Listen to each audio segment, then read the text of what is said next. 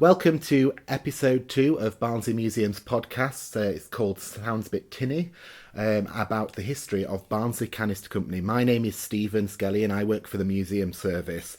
And this podcast concerns the history of Barnsley Canister Company, which was an amazing factory that was founded in 1919, just after the war. It was a munitions factory that turned into a great tin factory that sold tins to virtually every corner of the world. The best quality tins of all sizes, shapes and colours would be going out to America, to Africa and to the East. And in the factory it was a little bit like Barnsley's tin answer to Charlie and the Chocolate Factory, where hundreds of workers would work all day long making amazing tins. 9 out of 10 of the workers were women, and it employed kind of hundreds and hundreds of people through generations right up till its closure in the 1990s. Experience Barnsley Museum is hosting a exhibition and project based on the canister company called Tins, and you can see that exhibition up until the end of September. We went out into the community and recorded various ex-workers and collaborators at the factory to find out what life was really like in the factory, and there's some wonderful memories that we've collected which feature in our exhibition. If you'd like to find out more, there's some more interviews on Barnsley Museum SoundCloud with workers of the factory, and you can pop down to the exhibition to kind of find out a lot more in depth about this amazing part of Barnsley's industrial heritage. So just on to the interviews now. So we're going to start with an interview from Dana Kubik, who is actually from New York, showing the global reach of the canister company. Dana first came to Barnsley in 1983, and here's her interview.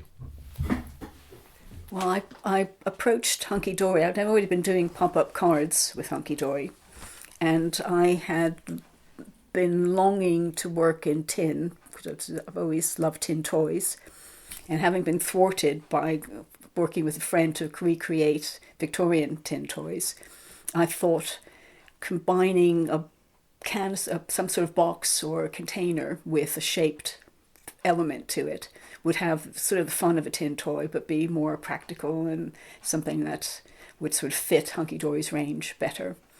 So I made a little mock-up. I took a couple of snuff-sized tins that I had and painted over that, added a clay cat, sleeping cat on the top, and then did a dog version as well. And approached Brian Shawcross of Hunky Dory, and he said, he's a very wonderful person to work with. He usually said, "Yes, that's wonderful, let's do it." So I actually went up with him to Barnsley Canister, and we met Lawrence Pritchard, who was the head of design development, and Alan Wade, who was the commercial manager. And I remember sitting at a sort of huge director's table with seats and space on either side, with Brian and I on one side and Mr. Pritchard and Mr. Wade on the other side. Mr. Wade at first said it wasn't going to work, it's not possible. But fortunately, Mr. Pritchard at his side had I'd call it twinkling eyes, but he was so much more receptive, and I could just see his creative mind spinning in there. And he asked if he could borrow the tins. He just put his hand over and actually moved the little mock-ups that I had made over to his side of the table, asked if he could borrow it, just have a look at it.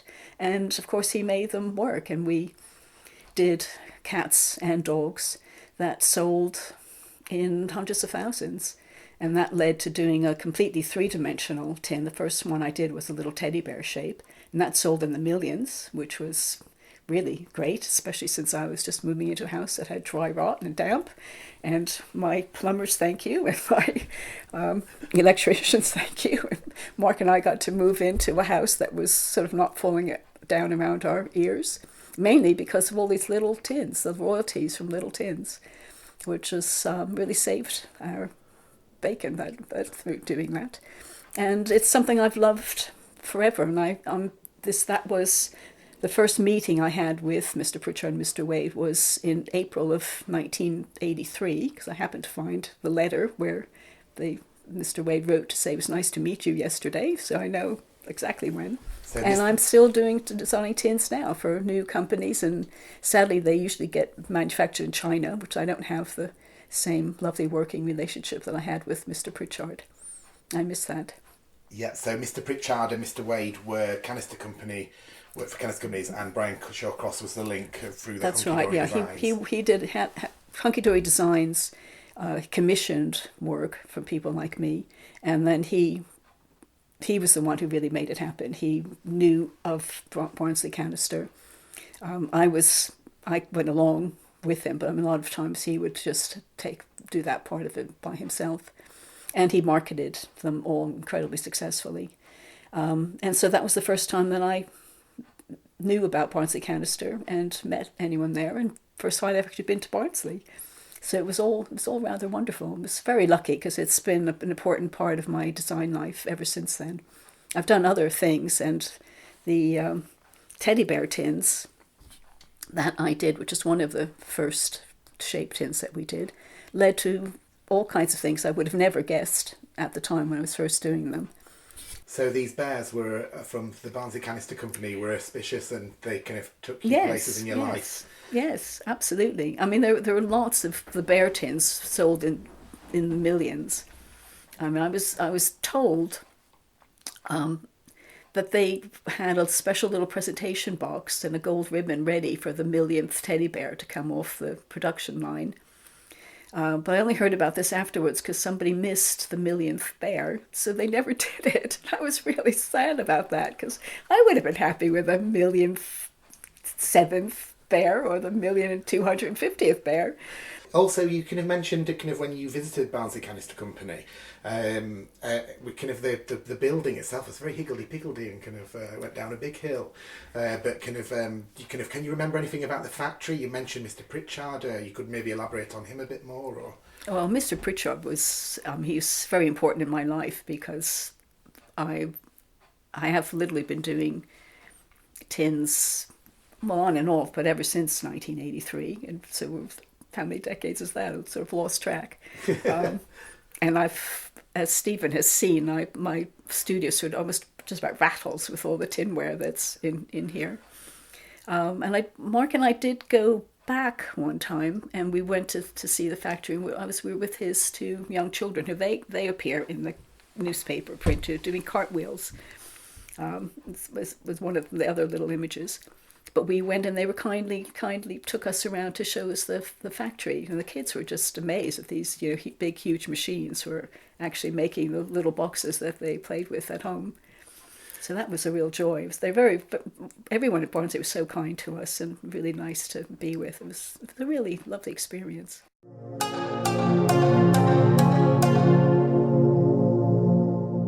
Trevor used to work at the Canister Company factory for, was it 17 years? Yeah. 17. So we're just going to ask him a few questions about his memories he's kindly agreed to share. So yeah, Trevor, could you tell me when you started working at the Canister I factory? started in February 1974.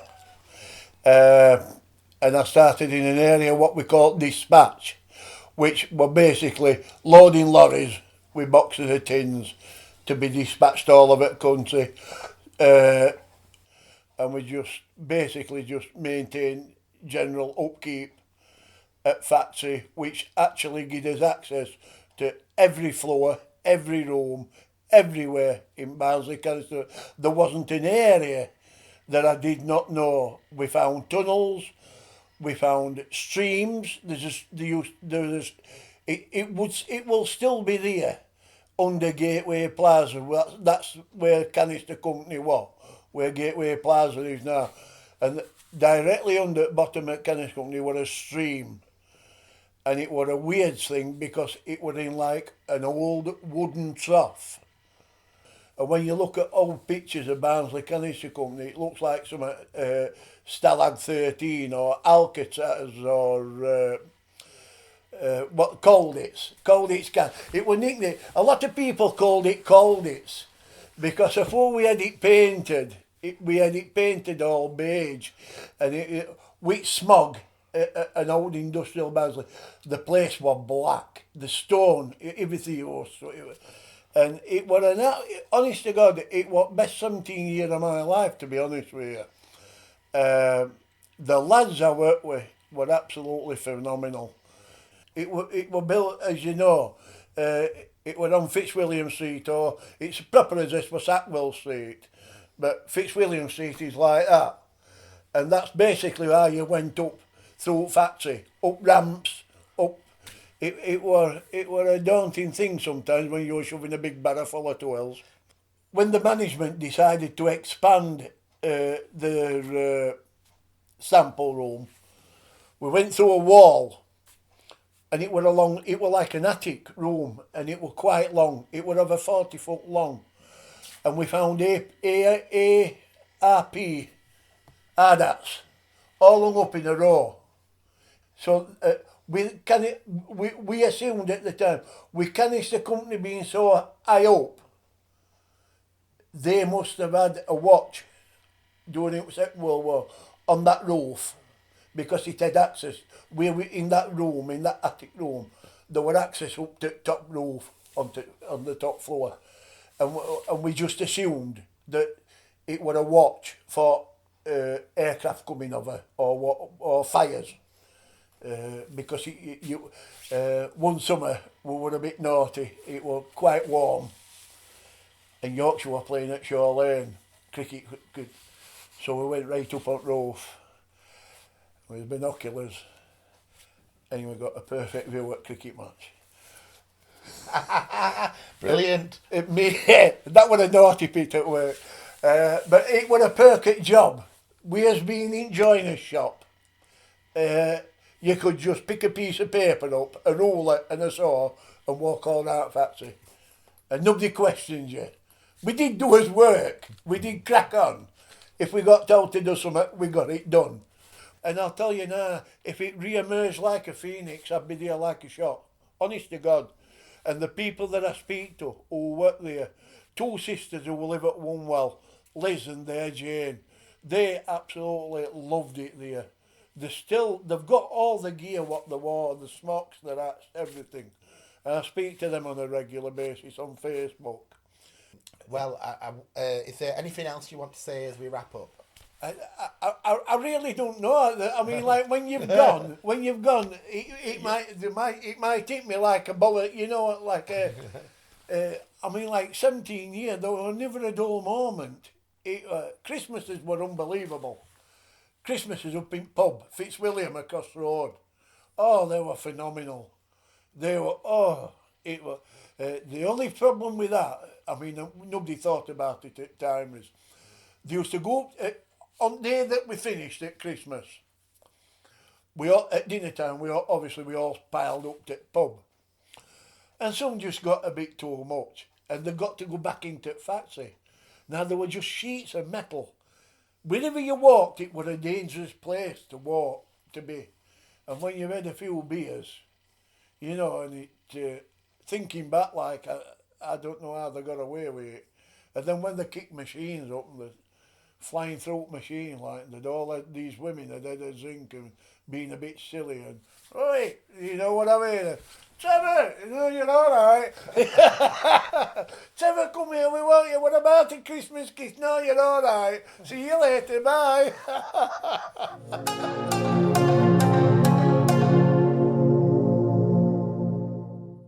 I understand when you worked at the Canister Company, did you, for a certain period? Could you mind telling me kind of like what years that was, what you did? I was 15. 62. 62, 1962. End of 60. Yeah. We went working in warehouse where all cans came up on a conveyor up to us in warehouse, in packages all packed up, and we had to stack them to seal it. And what you had to do when they came up this tunnel from factory and onto this conveyor belt, we all had to go in a line to where we were stacking them and throw them, and they were heavy. I mean, they were empty cans, but there were big packages with about 24 cans in, I think it was. And we had to throw these to each other, and then there were a stack of one, and us used to stack, take it in turns. And as the stack got higher, you had to stand on stack to stack them. And then as it got higher still, you had to get ladder and climb up because they're good at sealing these cans. But, oh, what fun we had. It was best job I've ever had. Really? Yeah, for fun and being interested in going to work. So there was Because a camaraderie there. Yeah, everybody got on. There were only a few of us, weren't there? And we all were like more or less the same age, not much between us. And it was so funny because, I mean, you didn't catch everyone, but all cans all over the floor, so we were laughing. There were always some fun, really good fun. So lots of practical jokes. Were any singing Yeah. or anything like that, or Any singing? Did any of you sing while you worked? No, I definitely not me because I can't sing. Not in the shackles there, Hilda Baker, Hilda Road off Coronation Street. So like we all just had the same thing in mind, didn't we, at that age? Just wanted to go out and have fun. Yeah, we knew it to work hard to get this money, to have pleasure, and we all loved to go out at weekend. Tell him what hours you worked. Oh yeah, we went. I used to start at 7:30, and I finished I think we finished at 5. But there were always some overtime if vans hadn't turned up and they were coming in late. And sometimes it used to be 10 o'clock when I went home. Oh, gosh. From that time at morning. And we used to work Saturday mornings as well. We'd grab that. We'd grab out for more money so we could go and enjoy ourselves at weekends. So that instilled in you that kind of the value of money, I suppose. Yeah, because I suppose really going back, it must have been a way we were all brought up, because we were all in the same. There weren't one of us that come from a family that were well off, but we really did enjoy the job. Like I say, it was so good. There were no bitching and falling out. We just, on a Friday, we all took us rollers to work and put us rollers in at dinner hour. You got an hour, 12-hour one. And then we were off on the town at night, call it market for some hairspray and some tights or some stockings, whatever they were then. And we all used to meet up at a pub when we were only 15. And my friend, we went in the pub and I was only 16. I went in Bullets there, we went in there on a Friday night from work. And she says to me, police come in, a policewoman, and she says, keep drinking your drink and don't panic. And they took her in toilet and asked her how old she was, didn't tell me. I got away with it. I couldn't say that. God, I was scared stiff. I thought, oh, God, because you didn't tell your mum where you were going. You just said, oh, I'm going out, like.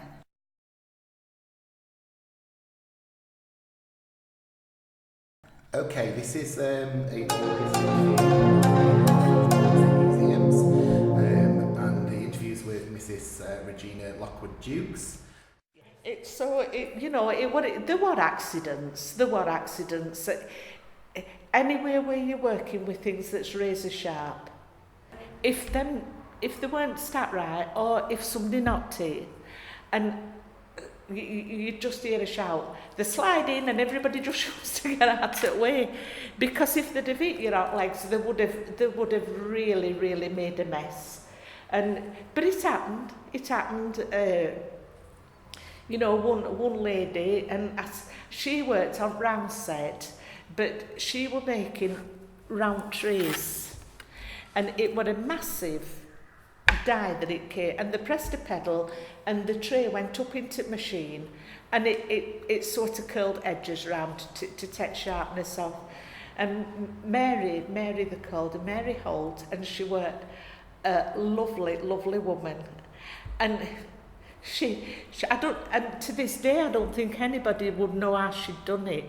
She put this tray up and it come down and she moved tray and she goes, oh, you know, pardon my French, she goes, and she picked this tray up and she set off.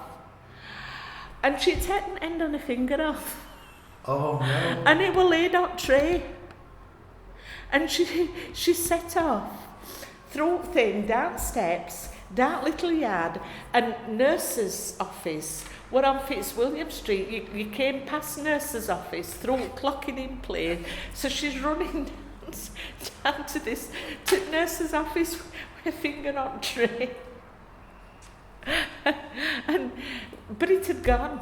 I mean, that was before days when they'd have whipped her in, you know. But these things happened. You know, they happened. So they had a nurse on site? Oh, yeah, yeah. Did the management, did they look after the workers? Was it a good place to work? Or? I said, but it was like anywhere else. There were nice people. Well, I always found it so. There were always a nice spirit of everybody in among.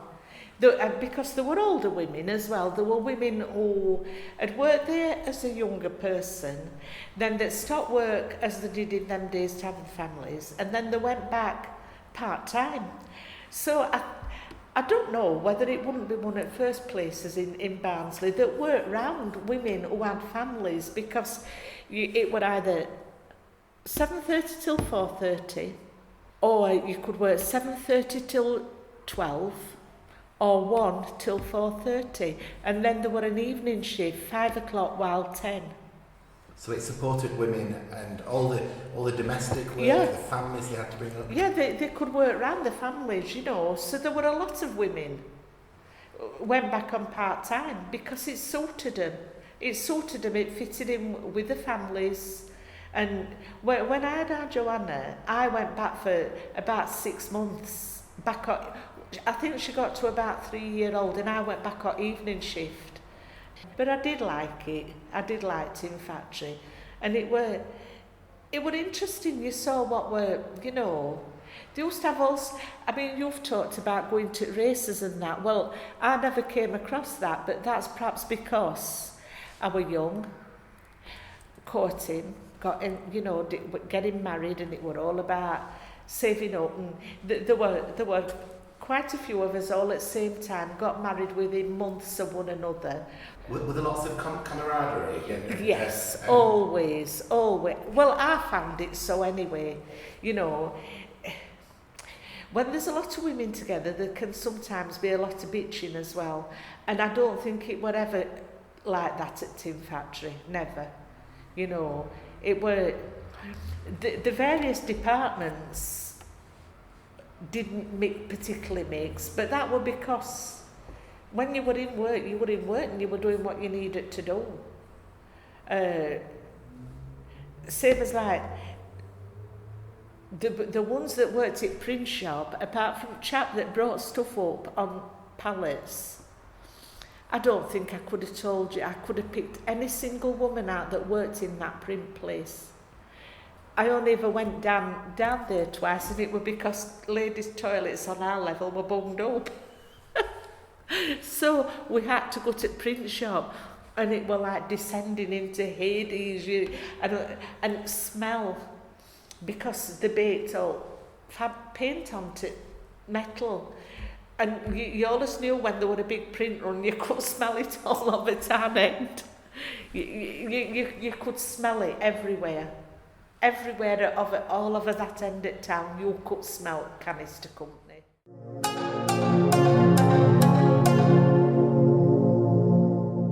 Well, what amazing stories we had there. It's just a testament to the great and good of Barnsley's industrial past, and how wonderful life and the production was at Barnsley Canister Company. So we're going to finish the podcast now, but I just wanted to say, if you do want to find out more, please do come and visit our exhibition. It ends at the end of September 2019. And also you can find more interviews on SoundCloud and visit our website at www.barnsley-museums.com. Thank you.